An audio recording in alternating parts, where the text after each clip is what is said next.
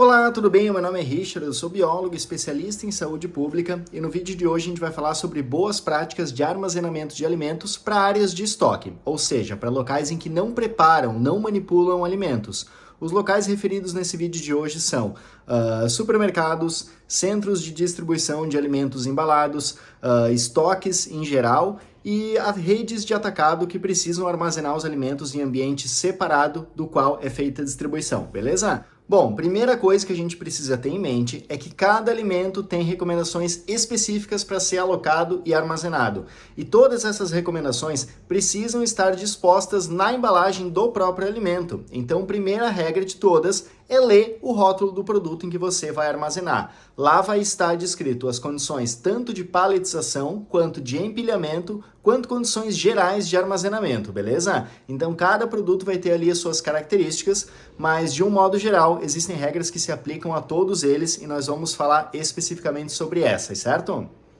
Primeira coisa, o local em que os alimentos estão sendo armazenados, ele precisa ter prateleiras que não toquem o chão. Elas precisam estar entre 10 e 20 centímetros do chão para permitir lavagem e dificultar o acesso às pragas. Da mesma forma com que essas prateleiras que armazenam alimentos, elas não podem estar encostadas nas paredes, justamente para facilitar a entrada de luz, vento, secagem e eventual lavagem quando há necessidade, certo?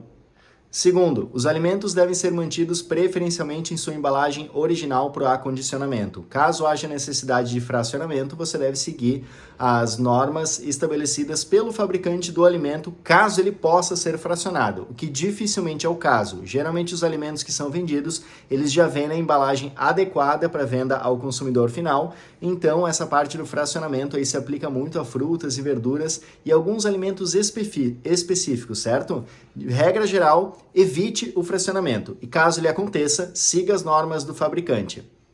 Terceiro, iluminação constante. A luz deve ser capaz de alcançar todos os espaços do estoque de alimento. É por isso que a gente não pode encostar nada na parede, não pode deixar nada encostado no chão, os alimentos jamais devem ser colocados diretamente sobre o chão, nem tampouco o pallet que está armazenando o bloco de alimentos deve estar encostado no chão. Todos devem estar em prateleiras, beleza? Porque o próprio pallet tem um espaço ali embaixo em que a luz não vai passar, isso propicia o aparecimento de pragas.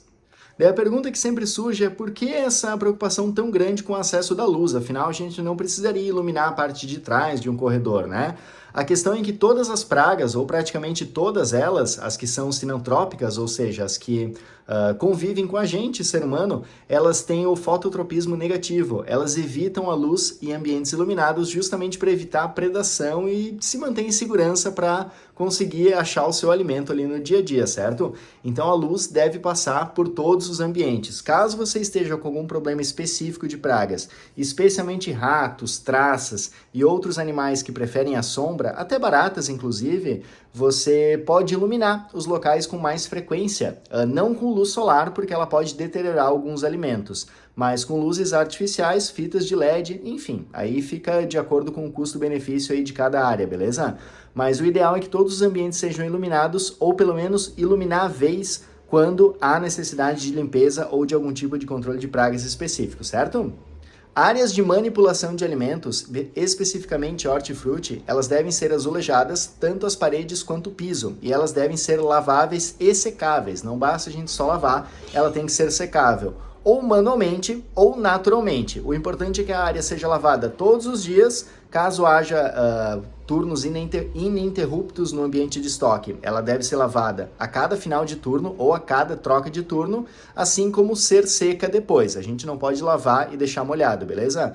Os principais produtos sanitizantes são cloro, quaternário de amônia e outros saponáceos. Daí tu pode usar o produto de tua preferência. Com certeza, o teu fornecedor ali de produtos para preservação de estoque vai ter excelentes recomendações para ti. Só é importante que todos os produtos tenham registro na Anvisa, então procure o código do registro na Anvisa na embalagem do produto, assim como siga as recomendações adequadas para diluição, aplicação e uso de EPI pelos operadores que vão fazer a limpeza da área, certo?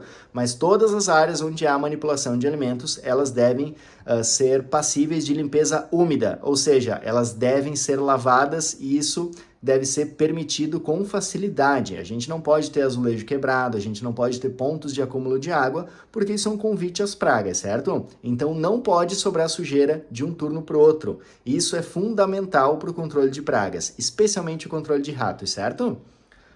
Outra coisa importante é evitar o uso de madeira para fazer as prateleiras de armazenamento dos alimentos. Eu sei que os pallets são de madeira, mas os pallets são temporários. Assim como eles vêm, eles voltam também. A questão é que as prateleiras e os locais de armazenamento são permanentes. E a madeira, ela possibilita o crescimento de fungos, ela possibilita o alojamento de pragas, assim como ela retém umidade que pode ser passada para os alimentos. Então, todas as prateleiras de estoque devem ser preferencialmente metálicas, com pintura impermeabilizante para a gente evitar a deterioração do metal, certo? Pintura esmaltada. Praticamente todas as prateleiras normatizadas vão ser assim. É difícil encontrar uma que não seja, mas regra geral, não se deve usar madeira, beleza? Os alimentos e a área de estoque devem estar protegidas de luz solar direta. O local pode ter iluminação solar, sim, com janelas bem altas ou qualquer tipo de iluminação natural. A questão é que o sol não pode incidir diretamente sobre as embalagens dos produtos, porque pode alterar a temperatura deles, assim como ocorrer a deterioração da embalagem, em alguns casos, inclusive, apagar o que está escrito na embalagem. Tem algumas embalagens ali que tem uma tinta suscetível à radiação solar, então nenhum dos alimentos pode pegar sol diretamente, beleza? A área de estoque de alimentos deve permitir a circulação constante de pessoas e equipamentos sem que haja fluxo preso. Ou seja, pessoas podem estar indo, assim como pessoas podem estar voltando, sem que uma tenha que esperar a outra, certo? Isso tanto por uma questão de proteção contra incêndios, para a gente permitir que haja uma rota de fuga rápida em caso de algum acidente, quanto para permitir a logística e garantir a segurança dos trabalhadores e dos alimentos, porque quanto maior os espaços, mais secos eles vão se manter. O controle de pragas dessas áreas deve ser feito por empresa especializada que emita anotação de responsabilidade técnica, especialmente para áreas de conservação de alimentos que vão ser distribuídas ao público em geral, que é o caso de estoques de supermercados, atacados e estoques gerais de conservação de alimentos, certo? Não se deve fazer o controle de pragas por prestadores de serviço não treinados, especialmente não se deve usar produtos que não sejam regulamentados pela Anvisa. A gente pode criar ali um sistema de resistência artificial das pragas. Quando a gente não usa o princípio ativo certo, na quantidade certa para eliminar as pragas, elas podem começar a criar uma população resistente dentro daquele estoque e gerar um problema gigantesco muito difícil de lidar. Então a questão dos produtos químicos para o controle de pragas é muito delicada, especialmente em locais de manipulação de alimentos. Os produtos devem estar separados por categoria. A gente não pode misturar produtos de limpeza com produtos de alimentação de um modo geral, certo? Assim como a gente não deve misturar enlatados com hortifruti, por causa da contaminação cruzada. Então, cada área do estoque deve estar devidamente identificada para a gente ter um fácil acesso e identificação rápida dos produtos que ali contém, para que a pessoa não precise circular desnecessariamente na área. Inclusive sobre a circulação de pessoas não autorizadas não devem entrar áreas de estoque de alimentos, somente pessoal treinado e devidamente cadastrado na empresa, ou seja, não pode ter uma porta aberta para a área de estoque de alimentos, porque qualquer pessoa pode entrar trazendo consigo algum contaminante ou mesmo abrindo alguma embalagem, gerando acidentes diversos de trabalho ou acidentes de contaminação, certo? Então a gente não pode ter áreas abertas, a gente tem que ter aberto somente a rota de fuga para caso de incêndio e a área de receptação dos alimentos. De um modo geral, a conservação e o estoque de alimentos deve ser recomendada pelo fabricante e distribuidor desses alimentos, certo? Então toda a embalagem paletizada vai vir com ela todas as recomendações para armazenamento e preservação desse alimento. A gente tem alguns guias técnicos que podem ser seguidos, que é o Manual de Boas Práticas para Bancos de Alimentos e a RDC 216 de 2004 da Anvisa, que trata aí de locais que manipulam alimentos, mas as boas práticas são praticamente as mesmas. Então são dois guias que a gente pode tomar como base na tomada de decisão ali de quais vão ser as boas práticas que a gente vai adotar no nosso estoque, beleza? Eu vou deixar o link dos dois documentos aqui embaixo do vídeo. Se tu precisares dele pelo WhatsApp, é só me dar um toque. Qualquer dúvida, eu sigo aqui disponível, beleza? Um abraço, até breve!